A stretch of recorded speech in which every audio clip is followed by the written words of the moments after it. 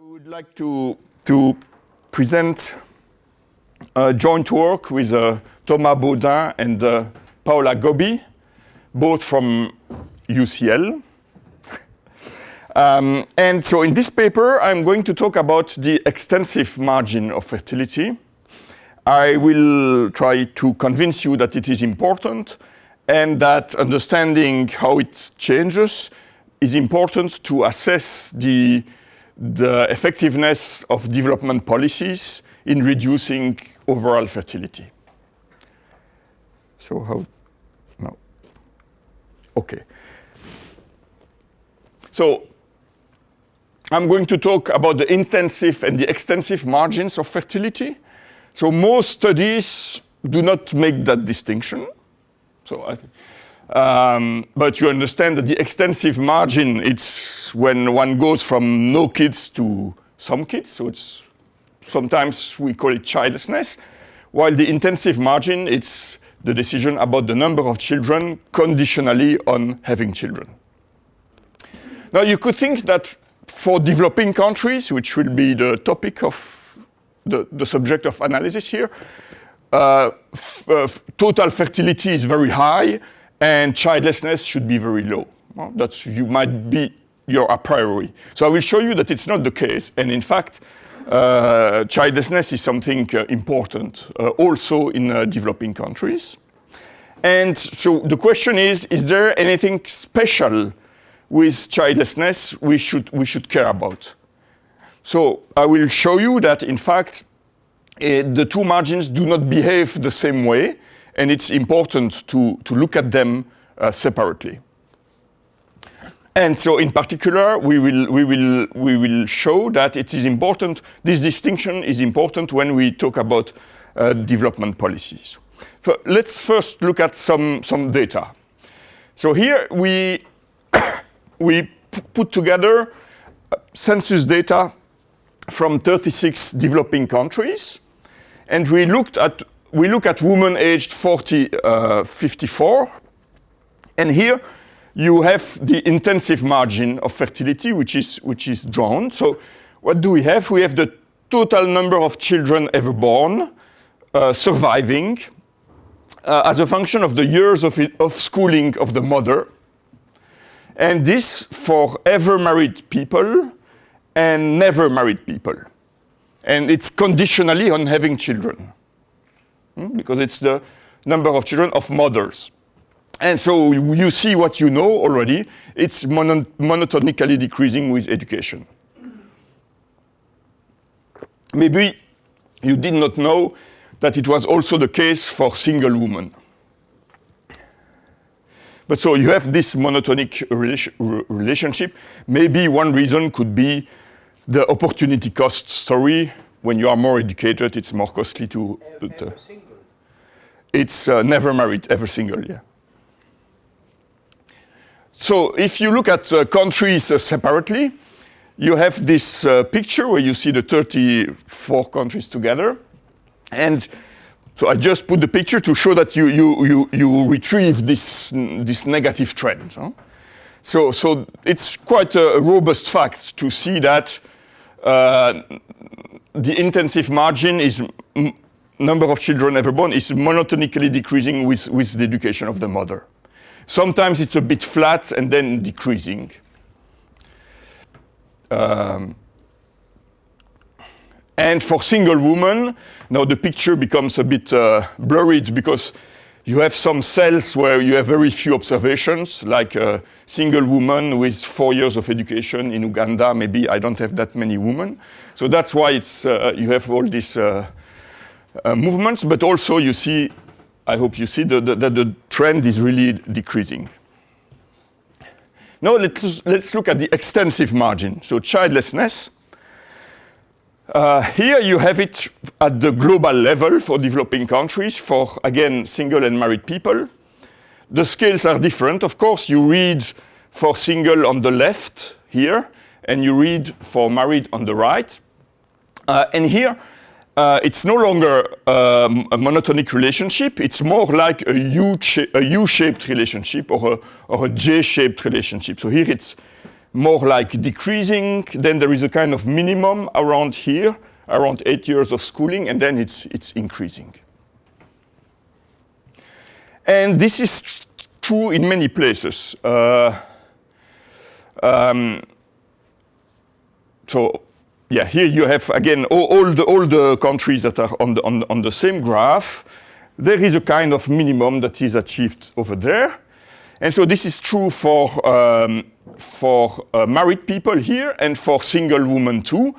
So look at Brazil, for example. It's very clear. It's decreasing and then increasing. This could be, these two ends could be childlessness for very different reasons. Yes, sure.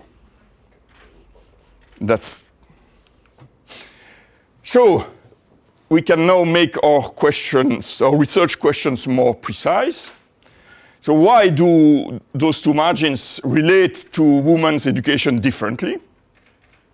And so we are going to model the possible reasons that change this relationship. Then we could wonder whether childlessness will depend on the development level of the country. We are going to address that issue. And then how does including this margin affect development policies? And we are going to look at 4 different policies in this paper. I think today I will only talk about the first one. One is to impose primary education to all people. That's the one. That's the first one. The second one is family planning. So that's probably why we are in the session on contraception. That amounts to say all birth will be perfectly controlled. Suppose everyone is perfectly informed and contraception is free to all. Then a third policy is to get rid of child mortality. And the last policy is to empower women on the labor market. Now, a preview of the results before I go into the details. So there are different reasons why women are childless, and we are going to have those reasons inside a model, and they will account for the 2 arms of the U, as you say. So, of course, there is a layer of purely biological sterility. So that's a natural childlessness. But that we do not expect a gradient with education there. Then we are going to introduce the idea that there is a poverty-related childlessness. The idea is that when you are very poor, maybe you have bad nutrition, and we know that a very bad nutrition could be bad for the capacity to have kids. Maybe you live in very polluted areas. That would be also a mechanism through which your capacity to have kids would be affected. And maybe you are more subject to some diseases that will also reduce your fecundity. And so this part of childlessness, that we call poverty-driven childlessness, will be decreasing with education. And so we'll explain the left arm of my U. About those who don't want to have children in principle, because worried about the future. So in the model, you have some people that will not have children because of their choice, but in the model, their choice will be related to the opportunity cost of those kids. And so this proportion, so this opportunity cost-driven childlessness will be increasing with education. So it's not directly related to the climate in the future and so on, so that we don't have. But we will have that more educated people are more likely to decide not to have kids. And sometimes that is called a voluntary childlessness. Medical infertility is unrelated to education. But this is also kind of, here you become infertile because of poverty. Huh? But it can also be kind of biological if you got some disease and. Also in the data, if you know that you are infertile, you might invest more in education. So you might have kind of an endogenous reaction to education because you're infertile? So maybe two things about this. So when you look at childlessness, so you observe some childless women, but you don't know what's the reason. And empirically, it would be difficult to see. Even we looked at some point at surveys who ask many questions to the woman to try to disentangle what is the deep cause. It's very hard. That's why we need theory, I think, because the theory will help to give proportions to these. So that's what we do. So we will have a structural model of this that will be estimated to match the facts I showed, and it will give some proportions of women in those different categories. So that's what we do. And yes, and then there is a fourth type here, which is some people are childless because all the kids died. That one, you observe it in the data. It's the only one. So we are, as I said, we are going to have a theory with endogenous marriage and fertility that will allow to decompose childlessness into its deeper causes for these 36 countries. Just one thing on the ability to conceive. I mean, the DHS, for example, they ask women who do not use contraception method whether they can't have children. Right? So that may be one. So it's mixing N and P, but yes, it's mixed. Yeah. Because it's kind of interesting to know what's the inability. Okay. So you have it from many countries.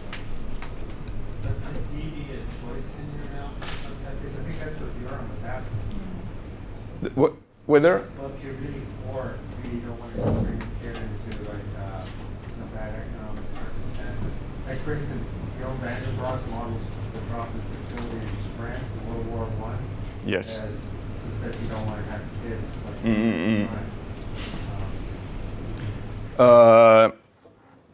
no, we don't have that because we don't have, that would require like a rational altruism. And so if the outcome of your kid is so bad, then you would prefer not having kids at all.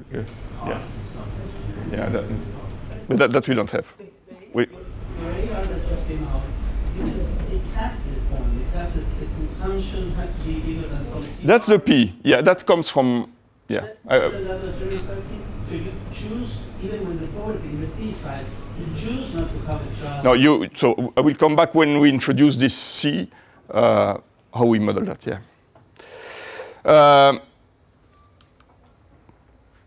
Then I am going to show that the level of childlessness does not necessarily depend on development, but its composition does.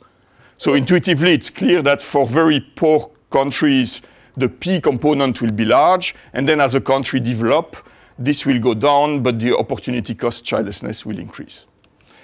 And then we are going to show that neglecting the endogeneity of childlessness and marriage could lead to some kind of wrong conclusions about policy. And today, I think I will illustrate the first one. So if you just look at the intensive margin, yes, imposing primary education for all will reduce the number of kids. But when you take into account the other margins, so the extensive margin and the marriage margins too, in fact, we show that it will not reduce fertility. And I will explain you the mechanism later on. Literature, I think in economics, papers looking at childlessness as the main issue, there are very few. There is a first paper by my co-author Paula Gobi on voluntary childlessness. And there is this recent paper by Aronson, Lange and Mazunder, published in the AER. While the same co-authors here, we looked in a first paper at the US, and that's where we introduced this idea of poverty-related childlessness. So that comes from that paper. While here, we take kind of similar framework. We add more elements used to discuss development policies, such as unwanted birth, child mortality, and look at policy effects. While in demography, there is a lot about childlessness. So an important paper for us is this one by Poston and Trent, who wonder how does childlessness change with development. Then the structure of the talk is this one. So I will briefly describe the data we are going to use. Then I will present the theory. Then we are going to estimate the structural parameters of this model using the data. And maybe I should stress here, in fact, the moments we are going to use to estimate the parameters will be aggregate moments. So we are not going to try to match individual observations, but we will compute averages by education groups. So that's, in a sense, it's more macro than micro, if to come back to some discussions we had. So we look at kind of aggregate moments. Then we will decompose childlessness into its components and then look at the impact of development policies. So data, we look at census data, and we take all women aged 40-54. For married women, we find their husbands in the census, and then we compute the age range of the husbands to get 90% of them. And so that gives us the age range from which we extract the data. Then we will concentrate on never married and ever married people. So we will drop divorced, separated, without, polygynous, because the model will have nothing to say on those categories. Then from the census, we also take the years of schooling, the children ever born, and the children surviving. So we have a measure of child mortality here by comparing the two. So just for example, for Brazil, 7.2% of the women are single, we take them. 71 are married. There is no polygynous in Brazil.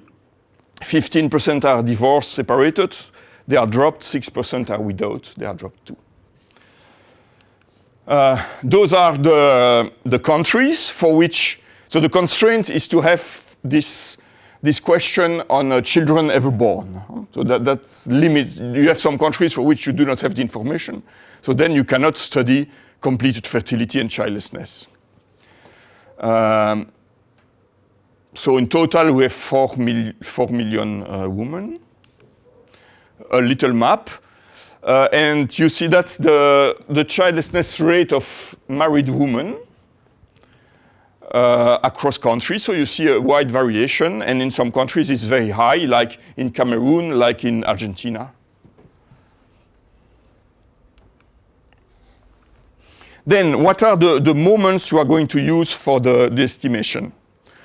So for each category of education, and by category of education, I mean years of schooling. So I have a scale going from 0 years of schooling to 17.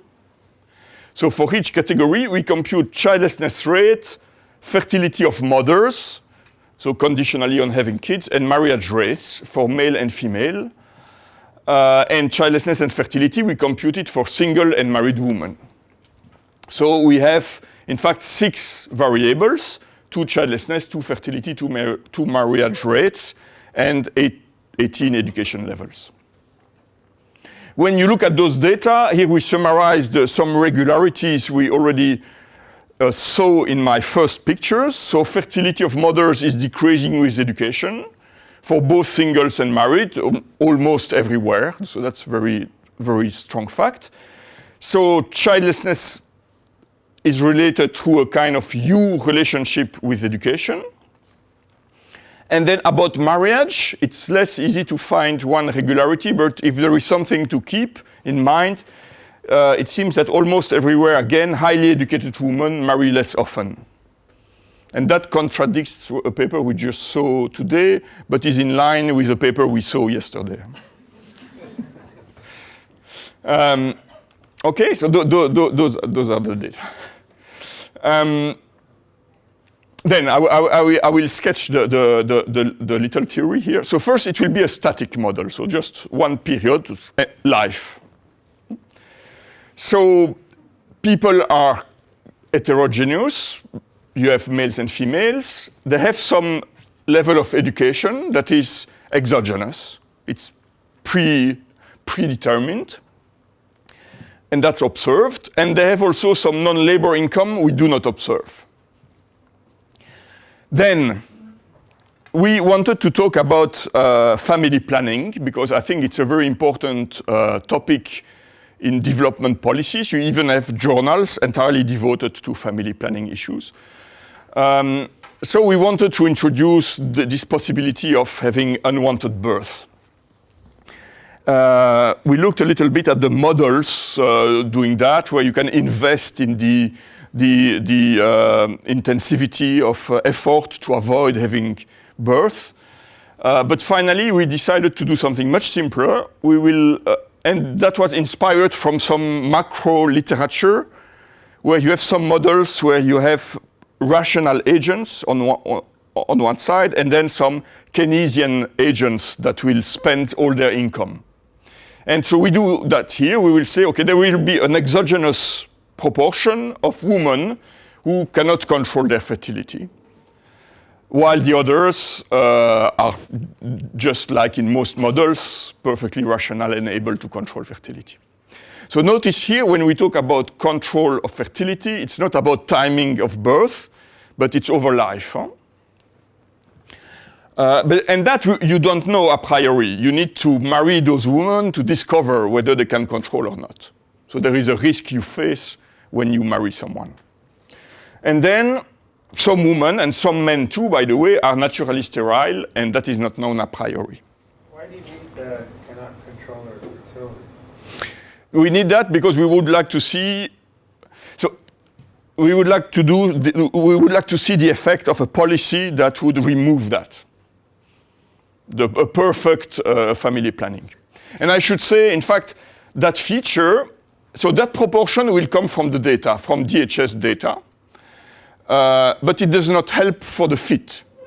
It is just there to be able to make that policy. Did it affect men become less and less fertile? Is it affect? Because I heard this a couple of times. That men, over time. Becoming much less fertile.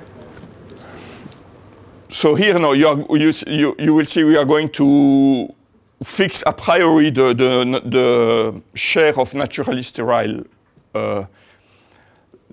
persons in the population. We say it's 1%.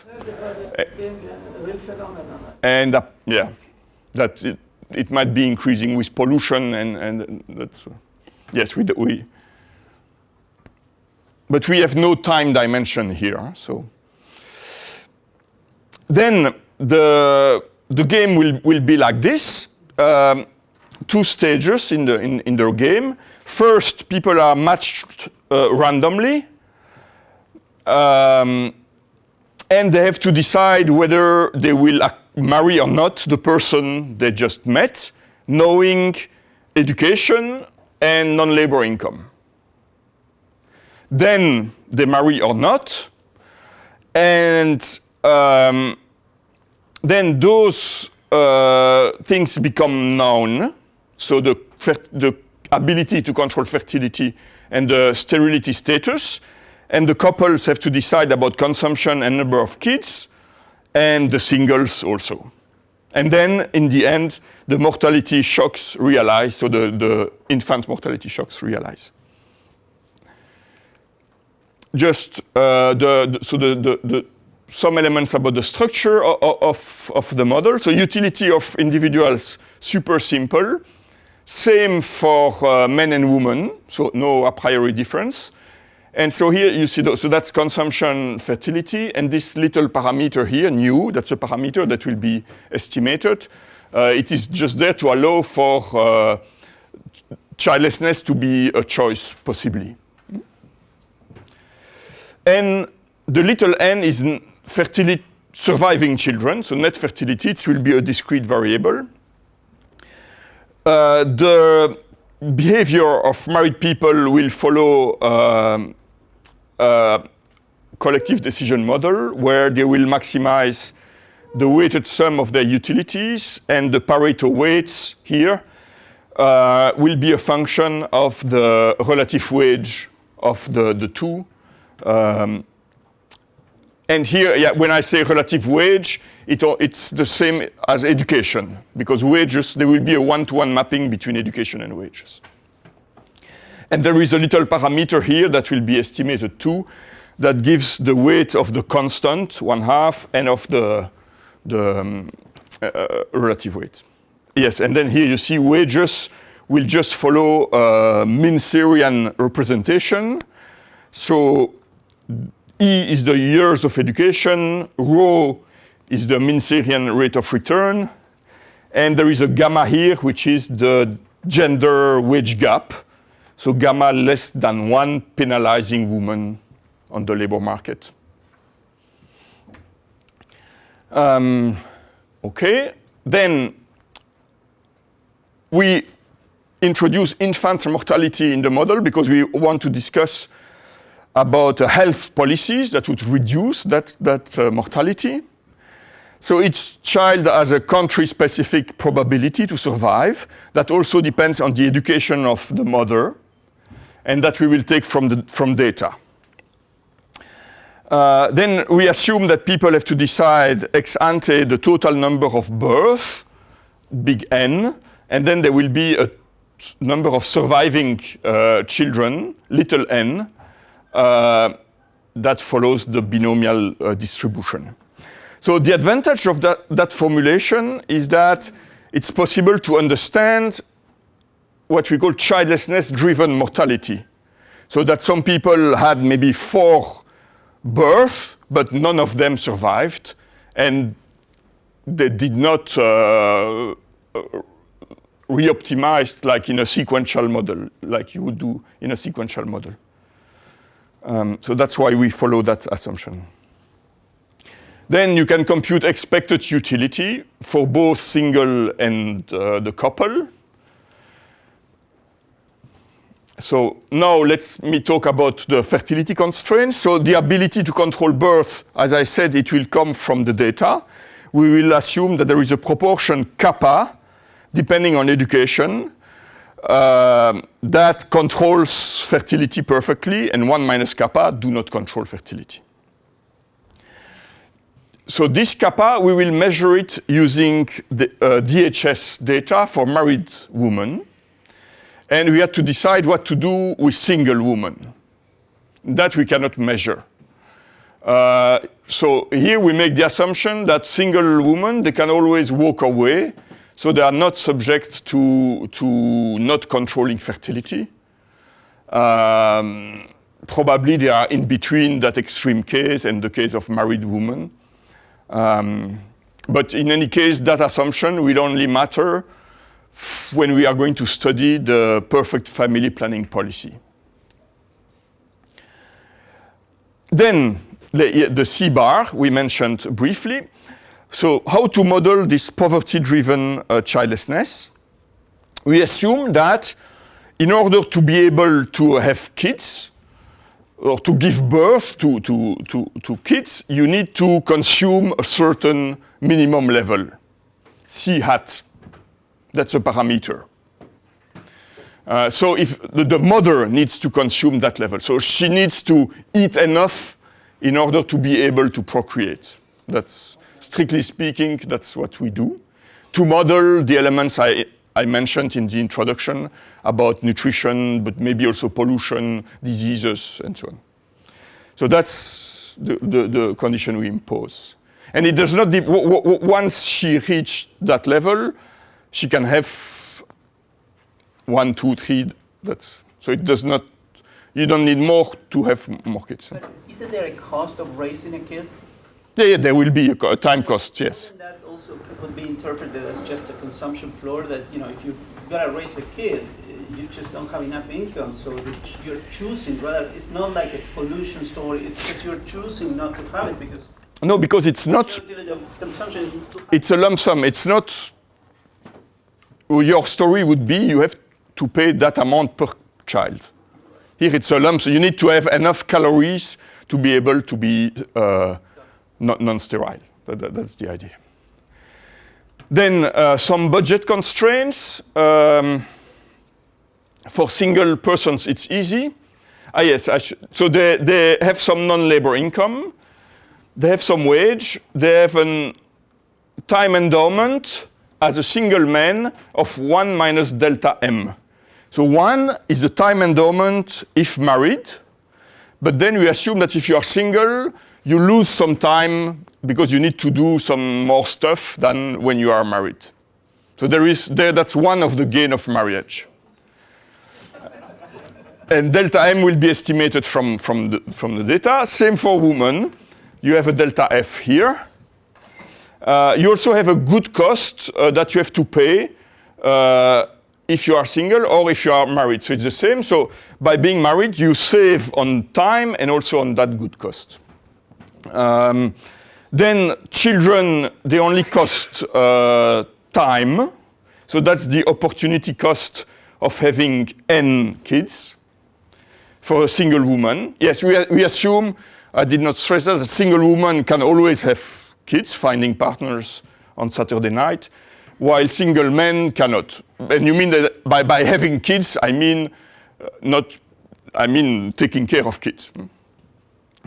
That you understood. Then couples, they also share the time, the childbearing time, in an exogenous way. Alpha is the share going to the mother, and 1 minus alpha, the share going to the father.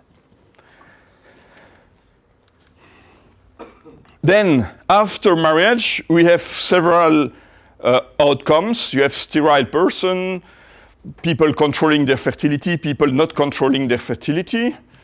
So I have no time to enter into the details of the model, but then simply a match will end up in a marriage if both partners prefer that match to the situation of staying single. Now let's look at the estimation of the parameters. About natural sterility, I can talk at least 5 minutes about that choice. Here we decided to say that the probability to be sterile naturally sterile for a woman and for a man are the same, and it's 1%. Then about the determination of wages. So you remember we have those two wages. We observe the years of education. We don't observe the wage. Then we need to give a value to the row to map education into wages. And we are going to do two things. So in the main text, we say rho is 5% everywhere. So you might think it's a bit low. So in robustness check, we use some estimations that have been gathered in surveys for all countries, where rho is more like 10%. That would be the typical mean Syrian return for developing countries. But we felt that 10%, maybe it's a bit too much, given that we start counting education from the very first year. So, but you will see what it does to do the other assumption.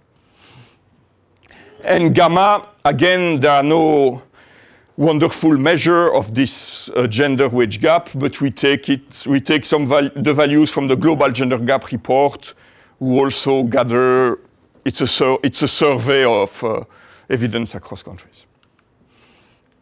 Mortality, we just take the data from IPUMS, so that's the survival probability as a function of the education of the mother for all the countries. Fertility control probabilities. We go to DHS, so that's a completely different data set. And we try to compute the share of women not controlling their fertility. And we will say woman does not control her fertility if there is a gap between the completed fertility she reports and the ideal fertility. And also to take into account the the point of view of the partner if she believes her partner did not want more children than herself. So we take that by education level, and then we take a trend, and it gives something like this. So for the people with zero education, the share of people not controlling their fertility is between 10 and 60%, and then it goes down as education rises. 1544, the DHS, right? So you're looking at women who are old enough to have completed. We took the oldest one, but yeah. Then the other parameters are obtained by minimizing the distance between the moments from the data, so fertility, marriage rate, childlessness, for all my education categories, and moments computed from an artificial economy that we generate like this. So for each country, for each education level, we draw some hypothetical woman. We draw non-labor income from an exponential distribution with a parameter that we will estimate. We draw a potential husband from the observed distribution of education, probability that her children die, probability to control fertility, and then for each artificial person, we can compute her choice, marry or not, then how many kids, and make averages by education level. And that gives me the moments that I have with their empirical counterparts. So parameters are estimated here, maybe just, so there are two options. Either we estimate them on the global moments that are the sum over countries, or we let them to be country specific. So in case they are country specific, that's the range of the estimation. So you can see, for example, the alpha, so the share of child rearing accruing to women is like 80%. The time cost of being single, it's much higher for men than for women. So men seems less able to live alone than women. And so on, the bargaining parameter, etc. Then one comment about, because you may wonder how those parameters are identified. Let me just focus on this picture. So here you see childlessness rate of married people. So you see the U-shaped. That's a simulated values.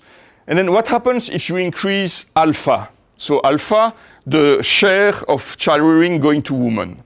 So if you increase alpha, you will in fact switch that right arm of the relationship. So in a sense, alpha is identified by that slope. Now, if you shift C hat, so the number of calories you need to be able to produce a kid, you move that arm, and so C hat is identified by that slope, in a sense. And you can do that for all parameters. That's the overall fit of the model. So you have the data, that's the dark line. The smooth line, the dashed line, it's when you estimate the parameters on the global moments. And then the gray line is when you allow parameters to differ across countries, and then you aggregate. So you see those spikes are in fact because of aggregation. Just so we fit things quite well, there is one thing we do not fit well. It's the marriage rate of males, where the model would like to have an increasing relationship here with education, while in the data it's quite flat. But in the version with aggregation, the gap is not that bad. So that's the fit. Then the decomposition of childlessness. So now for each country, the simulation gives a level of childlessness, and then a share of voluntary, that is opportunity cost driven. Social, it's poverty driven, mortality driven, and natural sterility. So for Argentina, for example, with a very high rate of childlessness, most of it is, according to the estimation, opportunity cost driven. while for Cameroon, that's also an example with a very high childlessness rate. There, most of it is from poverty-driven childlessness. Now, you can plot those shares as a function of the development level of the country. Like here, that's the share of poverty-driven childlessness, all the countries, and that's the average years of schooling in the country, so as a measure of development. And so you see it's decreasing with development, and you see the coefficient here. So one more year of education in that country, on average, will reduce poverty-driven childlessness by 0.75%. That is the same for the opportunity cost-driven part. So it's more like flat here, but then it starts to increase more here. And so one more year of education on average will increase childlessness by 0.57%. So as the country develops, you see the nature of childlessness is changing. Now, yes, robustness. We did 3 alternative specifications. One is to take the mean Syrian coefficient from the literature. So now it's 11% on average. And so believe me, I have no time to detail, but it doesn't, the fit is a little bit worse, but nothing dramatic happens, and all the results remain. Same if we introduce some dose of assortative matching, exogenous assortative matching, saying that a proportion of people marry within their education category. That doesn't change much. So this is not an important assumption. But something to which we are not robust at all is to assume that women have no say in accepting a marriage offer. So if we now say we marry if the man wants to marry, so that model does very badly in fitting. So the fit is awful and everything is changed. So that's a kind of critical assumption. Then policies, 4 policies. Let's finish by looking at universal education. So what we do, maybe that is important. So the total fertility in the country can be decomposed like this. So it's a marriage rate. So here we look at the married people times those who are not childless times the fertility conditionally of having kids, plus those who do not marry, are not childless, times the fertility of the single. Then what we can do in front of each policy is to compute the change on F by just changing the intensive margin, and then redo it by changing the other margin, so the extensive margin and the marriage rate, and see whether it's different, to assess the importance of those 2 additional margins. So for universal education, it works like that. So let's start with, so what do we do here? We just say there are no people with less than 6 years of education. All those persons, we give them 6 years. So it's like compulsory primary education. So the black line is the initial situation, and the gray line is after the policy. So fertility of married mothers, you see no change except that you just remove that part. So the total effect on fertility will be to reduce fertility. So you could think, yes, education is maybe the most important policy in reducing fertility. But no, let's look at what's happening there. Childlessness, you also remove the poverty-driven childlessness from the picture. So that disappears, and so that goes against that first element here. So that's one margin. So because childlessness behaves differently, this is too optimistic as a point of view. Some people that were unable to have kids will start to have kids. And then you also have an effect through marriage, because now the men are better than before. They are more educated. So you do not meet people with zero education. And so that increases the marriage rate. And so more people become married, have more kids, and that also goes against the initial effect.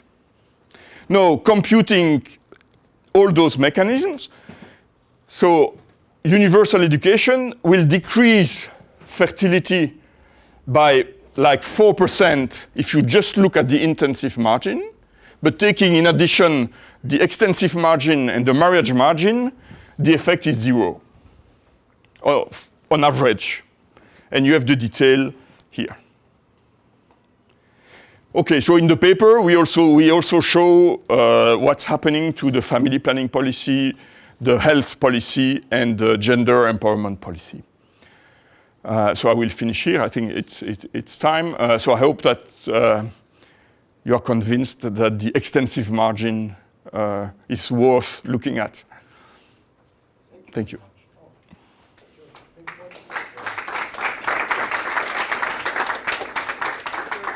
Just a quick question to link it back to the IVF paper by Corinne.